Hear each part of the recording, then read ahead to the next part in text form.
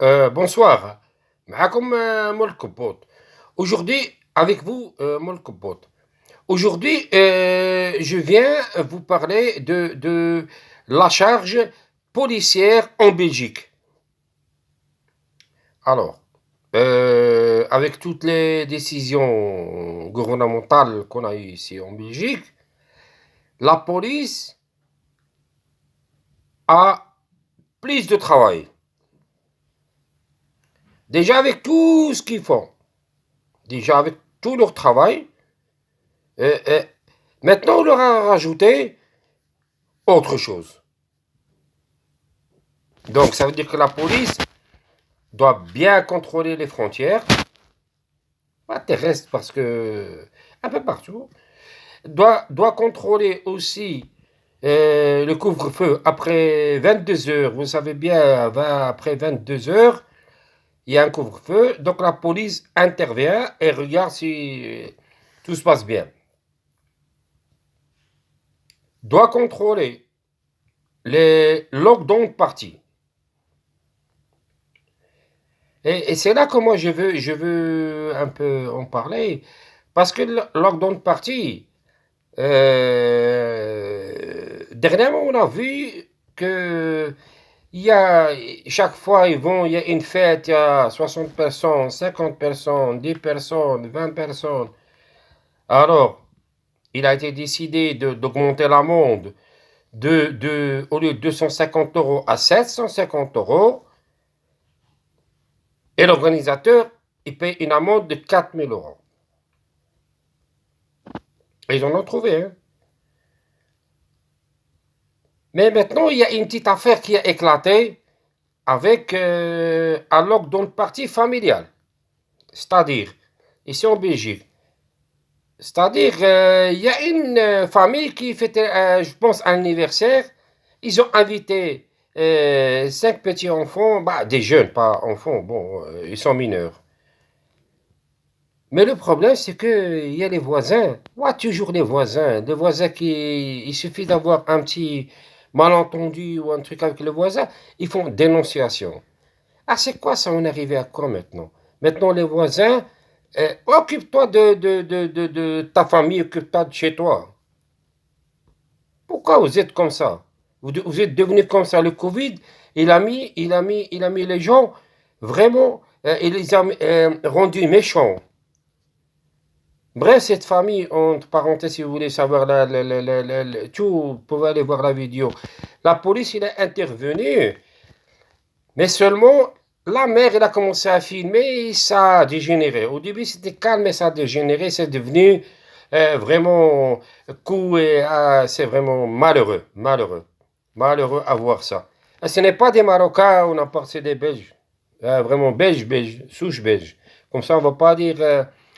Au fait, là, on revient à ce non-respect du confinement.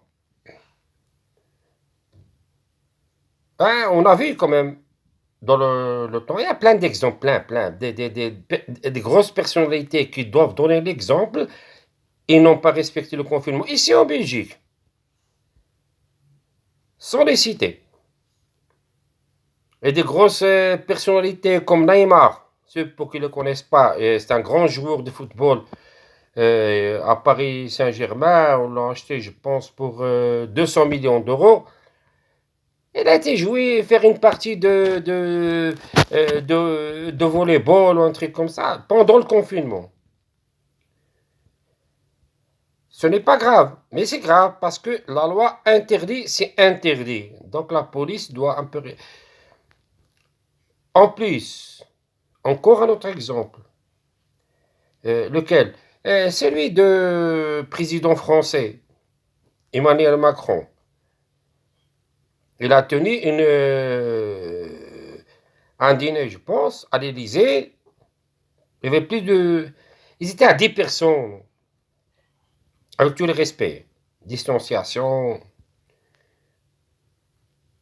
Mais lui, il recommande 6 personnes.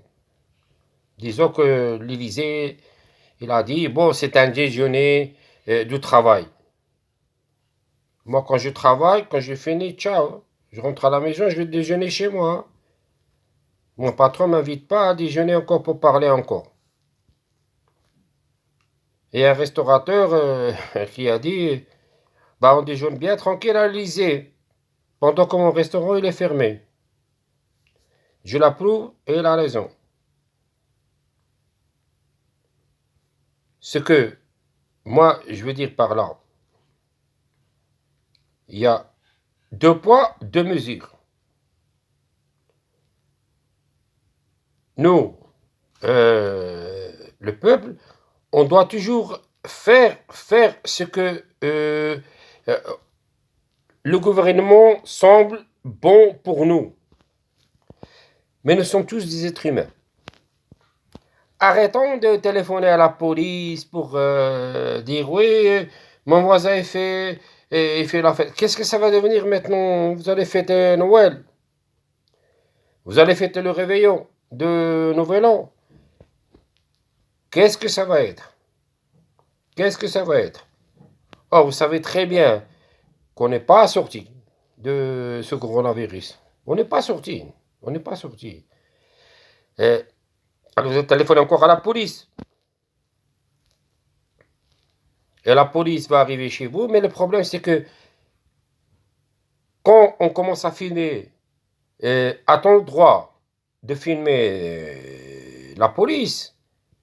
On sait très bien qu'en France, qu'est-ce qui se passe maintenant? Qu'est-ce qui s'est passé là? Ils veulent adopter une loi pour interdire les gens de filmer la police, si j'ai bien compris. Et la police, elle a le droit de faire une intrusion dans ta vie privée. Regarder dans ta chambre à coucher, regarder chez toi. Comme ça. Il faut bien expliquer aux policiers, parce que je pense il leur faut une formation psychologique. Parce que le fait de maîtriser les gens, ça, ils sont très forts. Il n'y a pas de problème. Ils ont les techniques partout, vous les avez dans le monde. Plaquer les gens jusqu'à ce qu'ils n'arrivent plus à respirer, ça on l'a vu en Amérique, un peu partout. Et ils plaquent les gens jusqu'à ce que tu respires plus. Ils doivent arrêter avec ça. Ces techniques-là, ils doivent essayer de leur montrer la psychologie. La psychologie, comment ils doivent voir un peu comment ils vont réagir par rapport au problème. Pas directement la loi. La loi. Oh, faut arrêter avec ça. Voilà, avec vous, c'était Molkopot. À la prochaine.